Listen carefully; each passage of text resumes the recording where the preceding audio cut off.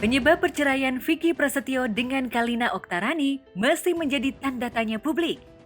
Isu orang ketiga masih menjadi perbincangan panas karena menjurus ke sosok janda molek Selin Evangelista. Jika Kalina memilih tutup mulut terkait isu Vicky dan Selin bermain api, tidak demikian dengan Vicky. Lewat podcast Deddy Corbuzier, Vicky menegaskan bahwa ia dan Selin hanya bersahabat. Tapi mengapa Deddy terkesan meragukan pernyataan Vicky? Dan mengapa Vicky gugup ketika menceritakan arti persahabatannya dengan Selin? Kalau pria bebas kan gue nggak perlu khawatir dong. Lu pria bebas, gue nggak perlu minta izin sama bini lu. Nggak perlu minta, ya bener dong.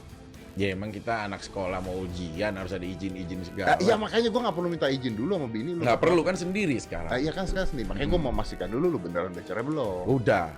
Selesai, bener. Habis tutup riwayat. Cepet amat. Bagaimana kelanjutan hubungan Vicky dan Selin? Biar waktu yang akan menjawabnya. Yang pasti sang gladiator cinta sudah sendiri lagi. Ia mengaku sudah menalak Kalina secara resmi pada 10 Januari 2022 atau 1 bulan setelah pisah rumah dengan Kalina. Tapi selain isu orang ketiga, adakah pemicu lain yang menyebabkan Kalina menyudahi pernikahannya dengan Vicky?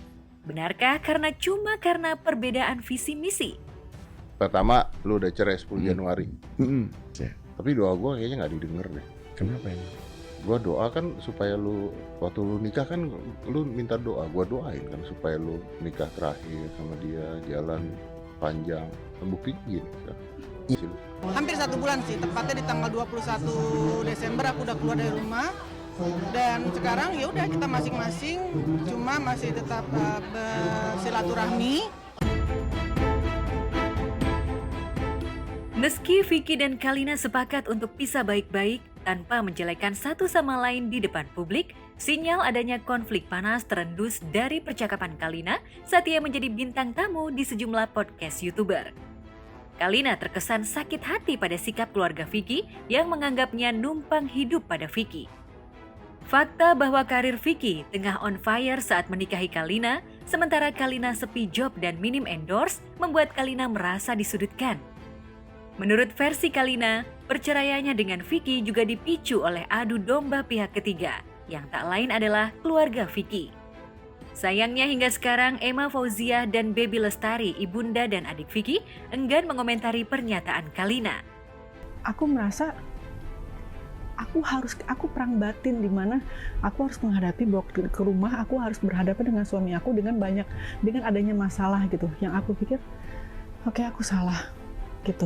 Aku minta maaf. Dan kamu sudah minta maaf? Aku sudah minta maaf, sangat minta maaf. Tapi ternyata mungkin kesalahannya aku buat fatal sampai aku bilang gini, yaudah kita yuk ketemu bertiga gitu. Tapi nggak mau. Dengan pihak yang katanya diadu domba itu? Tapi nggak mau. Nah sekarang gini, aku tanya sama Koko. Misalkan Koko suami aku, misalkan. Aku ngadu domba Koko sama sahabat Koko. Terus, apakah penyelesaian Koko harus menceraikan aku?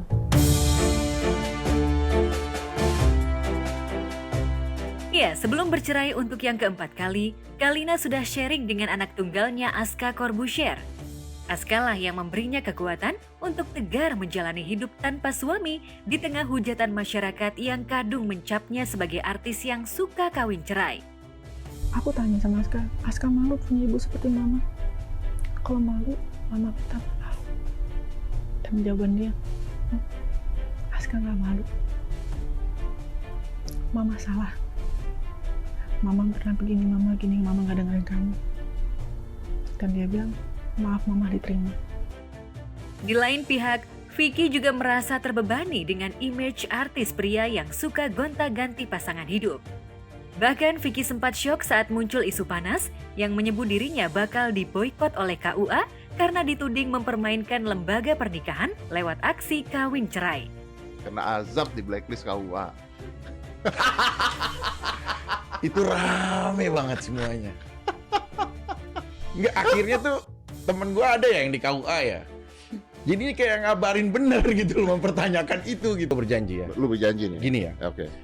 Ini hari ini di podcast Corbuzier, Close the Door. Seorang Vicky Prasetyo, insya Allah kalau nanti menikah kembali, gue akan menjadikan dia adalah pasangan yang terakhir dalam hidup. Ya itu kan udah ngomong minggu lalu. Saling introspeksi untuk kedepannya menjadi lebih baik lagi, menjadi manusia yang lebih baik lagi. Karena saya sangat berusaha untuk semuanya, tapi balik lagi ya saya manusia biasa punya kekurangan. Meski pernikahannya hanya seumur jagung, Kalina cukup beruntung karena perceraiannya dengan Vicky tak membuahkan kasus hukum, seperti yang terjadi pada mantan istri Vicky sebelumnya yaitu Angel Elga. Bahkan gara-gara menggerebek Angel bersama Vicky Alman, pada 19 November 2018 silam, Vicky sempat masuk bui.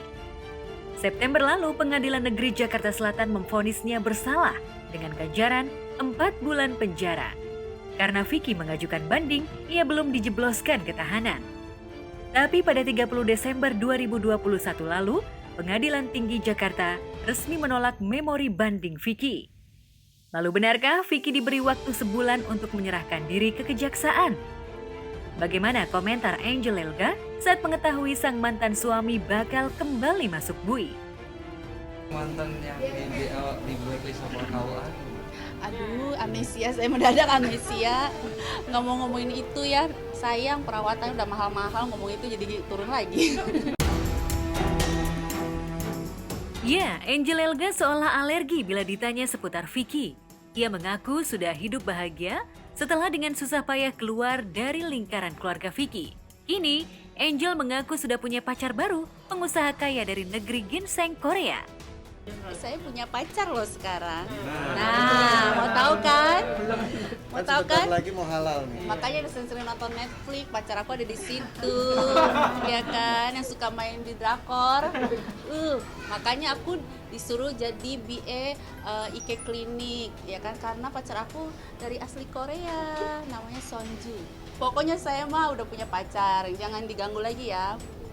Hati-hati nih cowok, jangan suka DM mentang-mentang janda, pada DM semua, pada japri-japri, pada pendekatan. Udah ingat nih, udah punya pacar nih, Sonju. Sekarang Angel ingin fokus pada bisnis produk kecantikan yang menggunakan brand namanya. Meski begitu, sosok Angel yang mewakili kecantikan dan fashionable masih menjadi magnet tersendiri. Tak heran, artis bernama asli Lely Anggraini ini laris menjadi brand ambasador sebuah produk. Aduh, luar biasa pokoknya ya.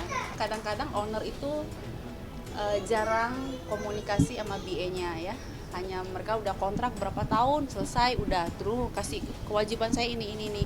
Tapi kalau opa yang satu ini ya, dia itu benar-benar yang ini, punya waktu untuk kita makan, kita ngopi. Dia lebih lebih menghargai lah gitu. Jadi orang tuh low profile banget gitu ya. Jadi benar-benar baik banget gitu.